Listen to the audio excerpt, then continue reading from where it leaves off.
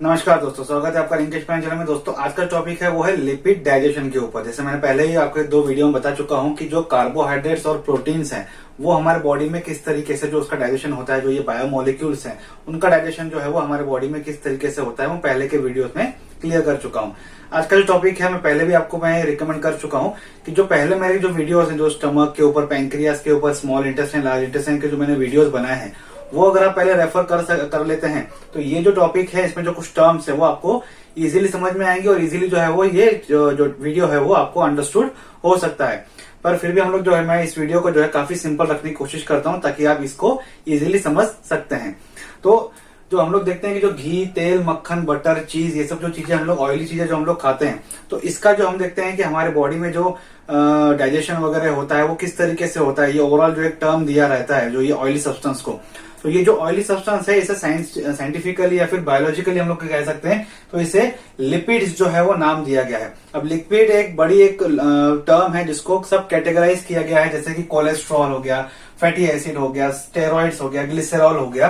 तो ये लिपिड्स के एक बड़ी टर्म है जिसको एक शॉर्ट में लिपिड्स जो है वो इंडिकेट करने के लिए हमें बताया गया है कि ये ऑयली सब्सटेंस का जो एक रूप है, इसलिए उसे लिपिड्स कहा गया है। अब लिपिड्स क्या है? लिपिड्स एक बायोमोलिक्यूल्स हैं जो कि पानी में डिसॉल्व नहीं होते। हम देखते हैं कि एक ट्रांसपेरेंट आप ग्लास लीजिए, उसमें पानी डालिए और ऊपर से आप घी डाल दीजिए, तो घी को अगर आप घुमाते हो तो वो उसमें मिक्स नहीं होता है, थोड़ी देर के लिए स्टिर होता है, लेकिन वापस से ऊपर से ग्लोब्यूल की एक लेयर जो है वो बना लेता है।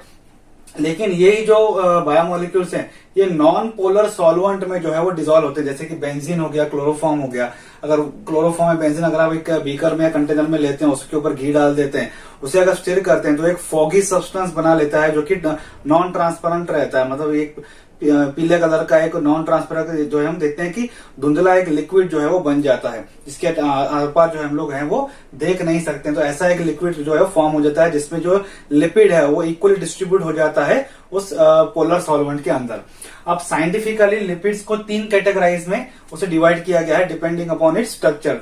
एक है सिंपल लिपिड, दूसरा है कंपाउंड या फिर कॉम्प्लेक्स लिपिड, और तीसरा है डिराइव लिपिड्स।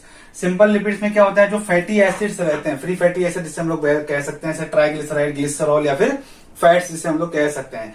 कंपाउंड या फिर कॉम्प्लेक्स में जो ऐसे लिपिड्स जो कि दूसरे बायोमोलिक्यूल्स के साथ जुड़े हैं, जैसे कि प्रोटीन एक बायोमोलिक्यूल है, उसके साथ अगर जुड़ता है तो लिपोप्रोटीन बनाता है, फॉस्फेट्स के साथ अगर जुड़ता है तो फॉस्फोलिपिड्स जो है वो बना लेता है, तो ऐसे कंपाउंड लिपिड्स रहते हैं। तीसरा जो डिराइव लिपिड्स, मतलब ऐसे लिपिड्स जो सिंपल और कंपाउंड लिपिड्स जो हाइड्रोलिसिस प्रोसेस के थ्रू बने हुए हैं, मतलब ऐसे सिंपल और कंपाउंड लिपिड जिनका हाइड्रोलिसिस हुआ है उसके बाद जो लिपिड का फॉर्मेशन हुआ है उसे डिराइव लिपिड्स कहा जाता है, जैसे कि कोलेस्ट्रॉल हो गया, बाइल साल्ट हो गया या फिर टेस्टोस्टेरॉन हो गया। अब जो भी हम लोग फूड खाते हैं जो रिच इन फैटी सब्सटेंस रहता है, ऐसा हम लोग कोई अगर फूड खाते हैं, जैसे घी खा लिया, बटर खा लिया, तो उसके अंदर जो कंपोनेंट होता है फैटी का, जो इस हिसाब से अगर जो कंपोनेंट होता है तो उसमें 90% ट्राइग्लिसराइड्स रहता है, 5% फॉस्फोलिपिड रहता है और 5% के आसपास कोलेस्ट्रॉल या फिर दूसरे डिराइव जो लिपिड्स रहते हैं। मतलब 90% सिंपल लिपिड रहता है, 5% कंपाउंड और 5% जो है वो डिराइव कंपाउंड, जो डिराइव लिपिड जो है वो उसके अंदर रहते हैं। अब तो यहां तक एक सिंपल इन्फॉर्मेशन थी कि लिपिड की साइंस के हिसाब से एक बेसिक इन्फॉर्मेशन जो मैंने आपके साथ शेयर की।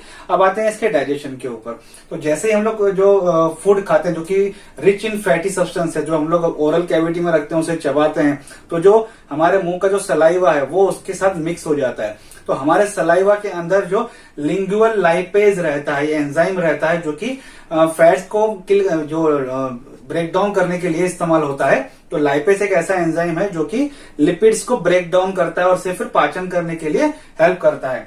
तो जैसे ओरल कैविटी में आता है तो वो ये इनएक्टिव फॉर्म में रहता है, जो कि लिंगुअल लाइपेज है। ये एक्टिवेट कब होता है? जब ये हमारे स्टमक में आता है। तो जैसे ही जो सलाइवा के साथ जो फूड हमारे मुंह में है वो इसोफेगस द्वारा स्टमक में आता है, स्टमक में आने के बाद वो HCl के कांटेक्ट में आता है, जो हाइड्रोक्लोरिक एसिड जो सीक्रेशन होता है पैराइटल सेल्स द्वारा, जो कि हमारे स्टमक में है।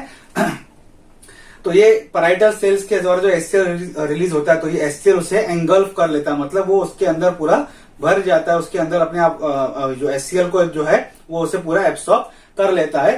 साथ ही उसमें क्या होता है, जैसे ये प्रोसीजर होती है तो चीफ सेल जो रहती है हमारे स्टमक के इंटरनल लाइनिंग में, वहां से गैस्ट्रिक लाइपेज यानी कि लाइपेज का एक दूसरा रूप जो है वो रिलीज होता है, जो कि स्टमक के सेल से रिलीज होता है, इसलिए उसे गैस्ट्रिक लाइपेज कहा जाता है। तो ये दोनों लाइपेज यानी कि जो गैस्ट्रिक लाइपेज और लिंगुअल लाइपेज, ये दोनों जो है वो एक्टिवेट हो जाते हैं जब वो HCl के कांटेक्ट में आते हैं, हाइड्रोक्लोरिक एसिड के कांटेक्ट में आते हैं। तो जैसे ही दोनों रिलीज हो गए, आगे स्टमक के अंदर HCl आया, उसने उसे एक्टिवेट कर दिया। अभी एक्टिवेशन होने के बाद ये दोनों लाइपेज क्या करते हैं, इनका लाइपेज का मैंने पहले बताया, ये ब्रेक डाउन करता है जो फैटी सब्सटेंस है। तो ये क्या करता है, यहाँ पे डिसोसिएट करता है ट्राइग्लिसराइड रिच फूड में, मतलब जो हमने फूड खाया उसमें सबसे ज्यादा ट्राइग्लिसराइड की क्वांटिटी रहती है। तो ट्राइग्लिसराइड को ये डिसोसिएट करता है दो पार्ट में, एक तो फ्री फैटी एसिड में, दूसरा है डाइग्लिसराइड्स में। ट्राई से उसने डाई कर दिया और एक फैटी एसिड को फ्री कर दिया, तो इतना डिसोसिएट कर दिया। अब यही क्या होता है कि ये जो फूड है जो कि स्टमक से जो निकला है और वो अभी आएगा स्मॉल इंटेस्टाइन में। स्मॉल इंटेस्टाइन में जो शुरुआती पोर्शन रहता है ड्यूओडेनम, जो मैंने स्मॉल इंटेस्टाइन में क्लियर किया था, तो वो जो फूड जो सब्सटेंस है जो स्टमक से इंटेस्टाइन से आता है उसे कहा जाता है काइम। ये काइम जो है बाइल जूस के साथ, जो ड्यूओडेनम में जो बाइल डक्ट के द्वारा जो बाइल जूस जो कि लीवर से आता है और पैंक्रियाटिक जूस जो कि पैंक्रिया से आता है, उनके साथ जो मिलता है, जब बाइल जूस के साथ जब मिलता है तो इसका इमल्सिफिकेशन होता है। इमल्सिफिकेशन आपने साइंस में कहीं पढ़ा होगा कि ऐसी एक प्रोसीजर रहती है कि जो ऑयली ग्लोब्यूल्स रहते हैं, जो बड़े ग्लोब्यूल्स रहते हैं, जो एक ड्रॉपलेट्स रहते हैं, जो कि एक लेयर बना लेते हैं, तो वो बड़े ड्रॉपलेट्स रहते हैं, तो वो इजीली एब्सॉर्ब नहीं होते। तो ये बड़े ड्रॉपलेट्स को या फिर बड़े जो ग्लोब्यूल्स रहते हैं, इसे ब्रेक डाउन करके छोटे छोटे ग्लोब्यूल्स या छोटे छोटे ड्रॉपलेट्स में कन्वर्ट कर लेता है ये बाइल जूस में से जो बाइल सॉल्ट निकलता है वो उसे और ब्रेक डाउन करता है, तोड़ता है पूरा उसे, तो छोटे छोटे पार्टिकल्स में कन्वर्ट करता है। और बाइल जूस के अंदर से तीसरा लाइपेज का फॉर्म निकलता है जिसे कहा जाता है पैंक्रियाटिक लाइपेज। तो एक निकला ओरल में से लिंगुअल, दूसरा स्टमक में से, तीसरा निकला पैंक्रिया में से। अब पैंक्रियाटिक लाइपेज क्या करता है, ये जो ट्राइग्लिसराइड्स का फ्री फैटी एसिड और डाइग्लिसराइड बना है, तो वो क्या करता है कि डाइग्लिसराइड्स को भी और तोड़ता है, उसमें से भी एक फ्री फैटी एसिड निकालता है और मोनोग्लिसराइड्स जो है वो निकालता है, पूरा वो तीनों को तोड़ देता है। अब ये पोर्शन जो है वो रेडी टू एब्सॉर्ब, मतलब ये एब्सॉर्प्शन के लिए बॉडी में आने के लिए रेडी है। तो जो हमारे इंटेस्टाइन के जो लाइनिंग के ऊपर जो छोटे छोटे जो मैंने बताया था कि जो विलाइस रहती है, माइक्रो विलाइस रहती है, वहां पे एब्सॉर्प्टिव सेल रहती है, उसे वहां पे जिसे एब्सॉर्प्टिव सेल को एंटेरोसाइट्स भी कहा जाता है। ये क्या करती हैं, फैटी एसिड जो है जो ये जो डिसोसिएट हो गया है उसे एब्सॉर्ब कर लेती है। लेकिन जैसे मैंने कल बताया था प्रोटीन और कार्बोहाइड्रेट केस में कि जो एब्सॉर्ब होता है फिर वो ब्लड वेजल्स में चला जाता है, लेकिन जो ऑयली सब्सटेंस रहता है वो डायरेक्टली ब्लड वेजल्स में नहीं जाता, उसके लिए एक और प्रोसीजर रहती है। तो फ्री फैटी एसिड, मोनोग्लिसराइड्स और बाइल सॉल्ट जो है ये मिक्स होके एक वाटर सोल्यूबल सब्सटेंस बनाते हैं जिसका नाम है माइकेल या फिर मिकेल, प्रोनाउंसिएशन आप वेरी कर सकता है। वो क्या करता है, ये जब मिक्स हो जाते हैं तो वो एब्सॉर्ब हो गया, ये जो एब्सॉर्प्टिव सेल्स के अंदर आ गया, एंटेरोसाइट्स के अंदर आ गया, वहां पे क्या हो जाता है, ये डिफ्यूज हो जाते हैं।